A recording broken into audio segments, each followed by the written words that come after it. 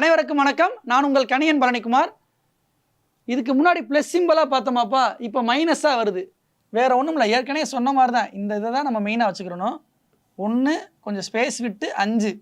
இங்கே என்ன சிம்பிள் இருக்குது? மைனஸாக இருக்குது. இதை மட்டும் நீங்கள் நோட் பண்ணி வச்சுக்கோங்க. 1 2 3 இருக்குது, 3 டேஷ் போட்டுக்கோங்க. ஓகேவா? இப்போ பார்த்தீங்கன்னா 1 1 1 இது எல்லாமே ஒரே சேம் நம்பராக இருக்குது. ஓகேவா? இதை பார்த்துட்டிங்கன்னா 5 மைனஸ் 1. ஏன் மைனஸ் போடுறீங்க? மைனஸ் சிம்பிள் இருக்கிறனால மைனஸ் போடுறோம். 5 மைனஸ் 1 என்னது? 4. 4 minus 5, 4 minus 5 minus 1, minus 1 minus 4 minus 5. ஓகேப்பா? இது உங்களுக்கு நல்லா புரியும் நினைக்கிறேன்.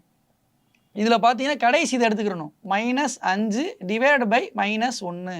இப்படி தானேப்பா நம்ம எடுத்துக்கிடுவோம். அப்போ என்ன வரும்? 5 ஆன்சர். இதுதான் சாதாரணது தான். ப்ளஸ்ஸு மைனஸ் இதை மட்டும் கரெக்டாக பார்த்து போட்டுருங்கப்பா.